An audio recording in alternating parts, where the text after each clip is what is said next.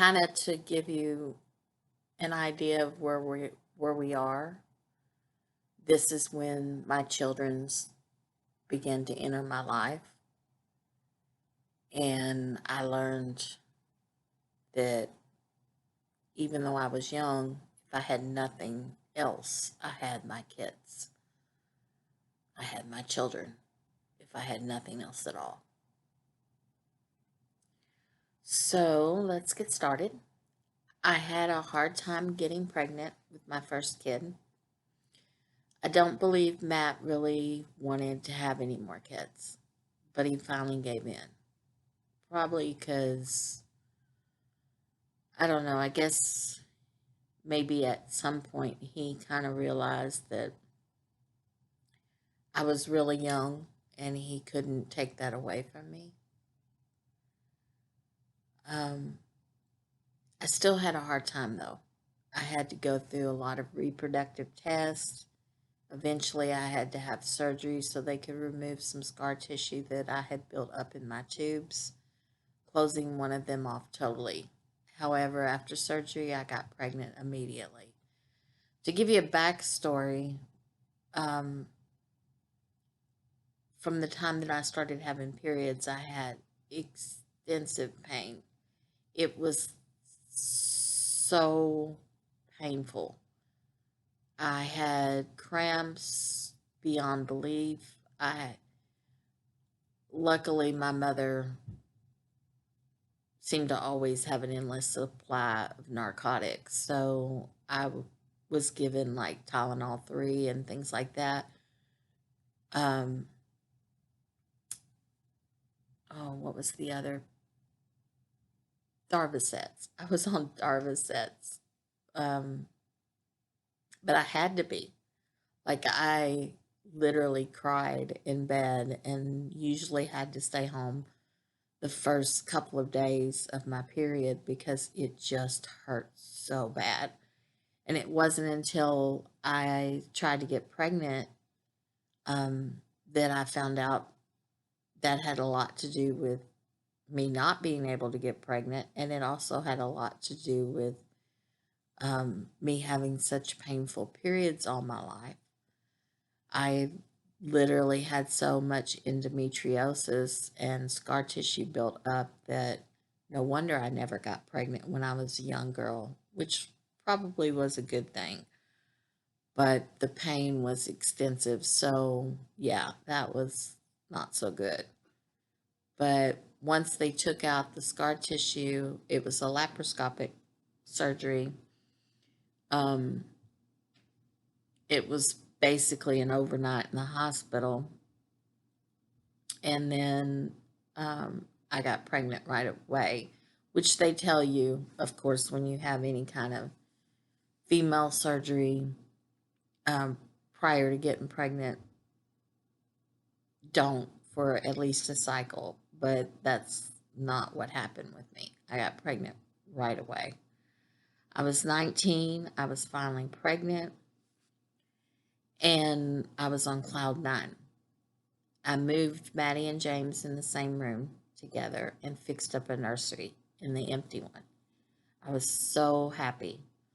One day when I was about 6 months along, I was painting, and I remember um, I lost my footing on the ladder, and I started to kind of fall when it seemed as though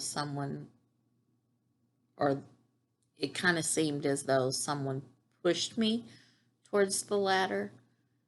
Like, I guess you would call it grasping my butt. And it was scary at first, but when they put their hand out and caught my fall and then pushed me back onto the ladder, nobody was there with me. Yet I could have sworn it felt like hands or a hand. I remember calling my mother on the phone and saying maybe it was Papa, my guardian angel, watching after me after all. I was so excited about the baby. I was praying it was a little girl just like me. I was I prayed the baby would be healthy and beautiful. I remember Matt never said anything really about the baby, not even to me. He never talked to me about his thoughts or feelings. He mostly just kept to himself. My mom bought the baby almost everything, and she helped me decorate the nursery. And it was, from what I remember, it was pretty. I had a like a white drape from the ceiling um, that went around the bassinet and had stuffed animals and everything you could want to get ready for a baby. On April 8th, 1981, I gave birth to a baby girl, a beautiful baby girl with long dark hair, weighing 6 pounds 11 ounces. She was extraordinary, an angel sent from above. I remember when I went to the hospital, Matt, being the, I don't know, cold hearted person that he was, he kind of just dropped me off because he didn't believe I was really in labor.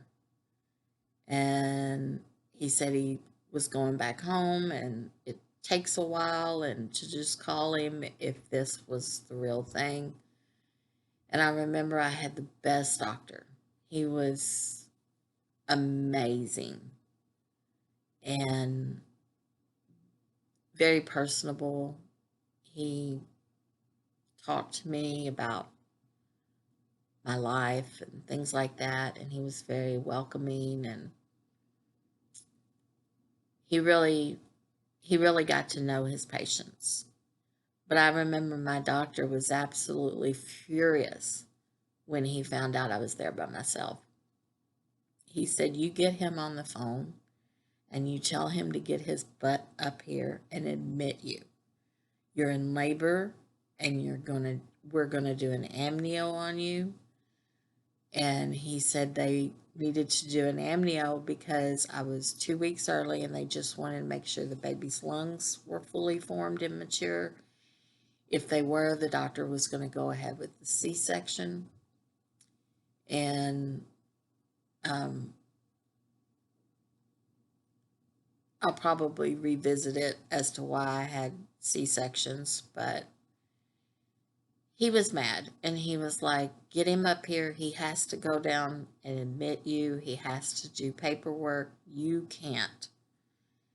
And he held my hand and he sat with me as much as he could, explaining everything that was going to happen. I was so scared, but he was with me constantly.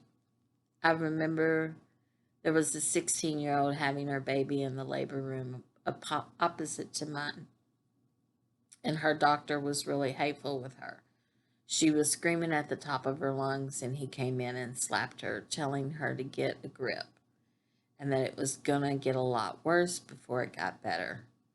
I thank God he wasn't my doctor.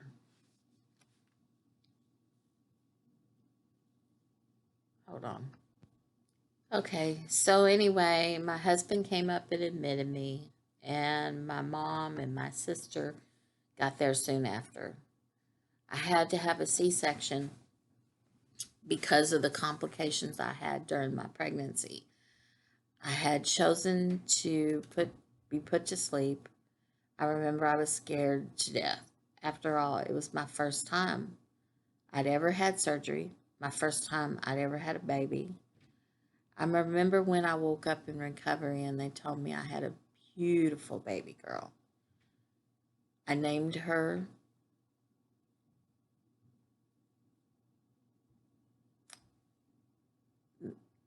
I don't know if I really want to tell the names of my children. I did in the book. So I'm just going to, in the podcast, I'm just going to give out, um, I think I'm just going to give out their sex, which is female, and just let it stay like that. I'm trying not to be honest, I guess I'm trying not to ruffle feathers in my family any more than I already am. When I wrote the book, um, I did it and I was honest and open, but I don't think anybody ever took me seriously for anything in my life. And now that I'm doing this podcast, I know I'm getting older and nothing really matters to me anymore. I just take life one day at a time. But my children are everything to me. And I don't want them to think that I'm sharing too much, even though the book is out there. I just don't want to ruffle feathers any more than I've done over the years. It's especially difficult when you feel like I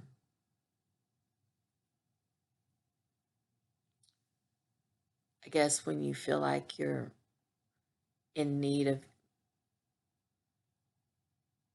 keeping the peace within the family.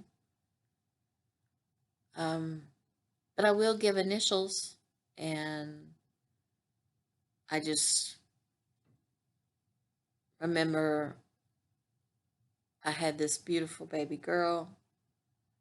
Her initials are BD, and I slept a lot because of the anesthesia. So at 3 a.m., I remember a nurse waking me up, and I remember my heart jumped, like clear into my throat. And she said, "Your baby's hungry. Are you going to breastfeed? You're breastfeeding, right?" And I said, "Yes, I am." And I remember she handed me this little baby that smelled like baby magic. Her hair was so long and really thick. She looked like this little papoose baby from some kind of cowboy and Indian movie. It was just adorable. It was like the most beautiful kid in the world. And I know everybody says that about their babies, but literally, she looked like a papoose. And she was just gorgeous. She had dark hair, she had dark eyes. She took to nursing immediately. And I remember her skin was like tinted, like she had a suntan. I put her to my breast, and there my baby was nursing. I remember saying, "Thank you, Lord. She's absolutely perfect." Then I started to cry. I was her mommy, and she was mine. Mine forever. I counted her fingers, her toes. I watched her nurse my breast. What a miracle. Birth is truly a miracle. And I remember, even now, with me being almost 63 years old, I can still remember the smell. I can still remember how beautiful she was and how I cried. I was by myself and I was holding my baby for the first time and I was counting her fingers and her toes and I cried. I remember when they came to get her, I asked if she could stay. They said no because I needed my sleep and breakfast would be coming soon. Excuse me. I felt fine. The baby had made me feel like $1,000,000. All the pain I had been through was definitely worth it. My mom came in the next day and said the baby was beautiful. She looked just like me. I remember my mom also told me she was proud of me. I also remember how I was happy that my mom had said she was proud of me and that my mom had said she was beautiful.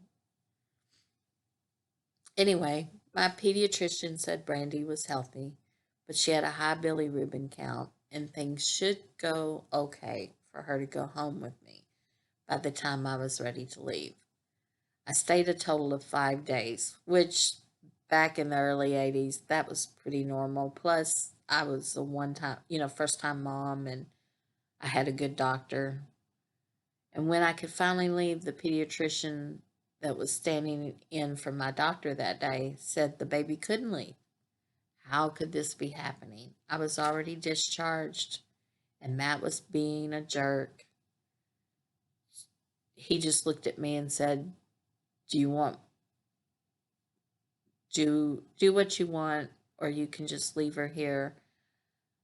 I got really upset. I remember Matt took the bags down to the vehicle and I guess you have to pull around a certain area.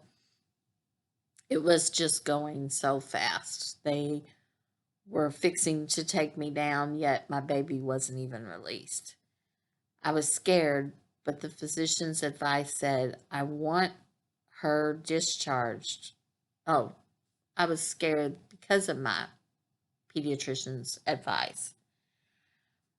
And I got really, really upset, but I said, "I want her discharged. We're going home." And the doctor said if I left there for a couple days, she would be okay. But if I took her with me, her bilirubin, if I left her there, she'd be okay. But if I took her with me, the bilirubin might cause her to be retarded or possibly die. I remember not understanding at all what he was saying. After all, I was young, it was my first baby, it was my decision. But when he made a comment to me about being a stupid new mother, that was the last straw. I was getting out of there and I was taking my baby with me. I remember I felt like the worst mother alive. Matt drove me home and never said a word. What was to be a welcome home party had quickly turned into a leave me alone party. I walked past everyone with tears in my eyes. I went to the nursery and sat in the rocking chair and cried uncontrollably. My mom came in to find out what had happened, and startled by the news, she tried to console me. A girlfriend of mine just happened to come by and she told me to call her pediatrician. Hold on. To be honest, she was probably the best person to ask because she worked in a pediatrics wing of the hospital.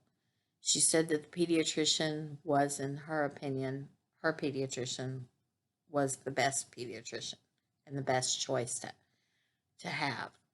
My mom called him and told him the whole story. He said she'd have to have another bilirubin count done early next morning at the hospital, and then he wanted to see her in the office. But for now, I should calm down. The baby was going to be okay, and for me to stop crying. It would be fine. The next day, we saw the pediatrician. He said her bilirubin was up, but it's perfectly normal when a breastfeeding mother has a child and it's breastfeeding, it's normal for the bilirubin to be up. I know all that now. But to be honest, back then I hadn't gone to school for nursing, and back then I was so young. But now, yeah, after learning all I did in nursing school, I I know all those kinds of things. But when you're young and you're told something by a doctor, any doctor, you are it's like it's like you just are they're talking above you. And I thought, okay, so this doctor that stood in for my doctor and came in there and said all those cruel things and was rude to me. Um, I'm sure he knew his stuff, but my new pediatrician was like, it's normal to have a high bilirubin. Your baby's gonna be fine, and it's it's gonna come down. It peaks and then it comes down. Um,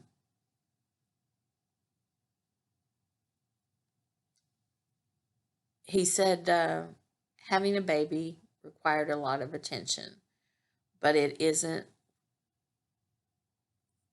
Um, I guess what I wanted to say was I finally had someone that depended on me, someone that needed me as much or more than I could have ever dreamed of. The years passed quickly into our third year of marriage. Things had drastically changed. Matt had bought a house in the country, and I had every intention of making things work and making this a new start for us. But we had already drifted so far apart, it was only a matter of time. We constantly ignored each other. I guess you could say we were holding on by a thread. Matt didn't seem to want to try anymore. He didn't listen to me, and I seemed to be looking for more than he could give. He worked constantly and took care of the house, and I took care of the kids. I had started going to nursing school, and I started off as a nurse's aide, and everyone I came in contact with me asked me why I would settle for that kind of life. I should kind of give you a back story on Matt. I told you about his ex getting in trouble by stealing money from the city and going to jail for embezzling.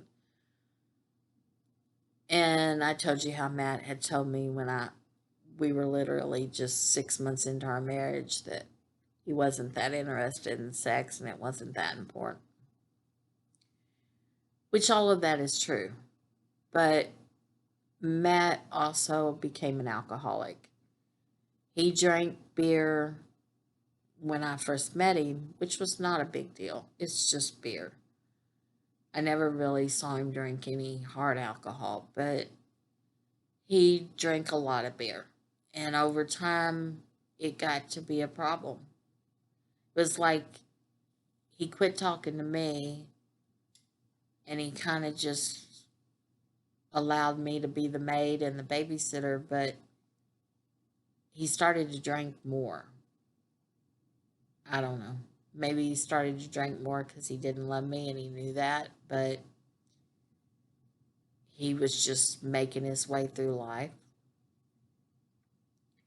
I don't know. I look back at it now and I think, if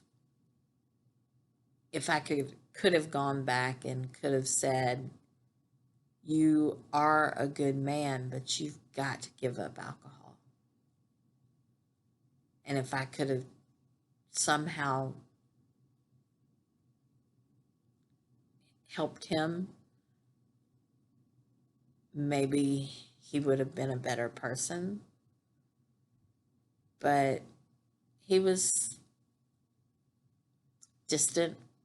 He was drunk all the time. He was cold. He still managed to work and, you know, be the breadwinner and do all the things that you would normally do. But looking back, I think his withdrawal from me and from life and his being an alcoholic really didn't help at all. If anything, that spurred me to um, leave. I mean, after all, I had started working as a CNA at a nursing home, and having my new friends ask me about, why I wasn't happy or why I lived with somebody that treated me much like just a, I don't know, just a maid, a babysitter, a housemate. Anyway, they said I was too young to be unhappy. I only had one kid. I was pretty, and I could go out there and find someone that would be more giving and caring. I shouldn't stay if I was unhappy. Like the old saying goes, there are more fish in the sea. I began to think they were right. It wasn't worth trying to hold on to when when nothing was left to hold on to. And looking back, I had started to have self confidence. I had gone to school. I had learned a trade, a career. I had a future ahead of me. I was getting into nursing school. I had taken some college courses. I was pushing forward, and I only had one little girl. And it it was like I wanted desperately to make things work. I was going to leave.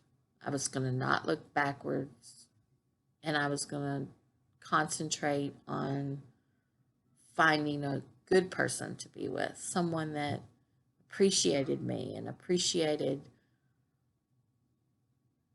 a future with me.